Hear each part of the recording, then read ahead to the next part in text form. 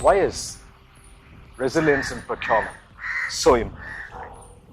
Resilience, I think, came into prominence ever since the COVID pandemic, mainly because it was just not the COVID pandemic. After that, there was continuous onslaught of Ukraine war, climate crisis, Taiwan running short of water. Companies started realizing that it's not enough to just look at it as a short-term risk mitigation problem.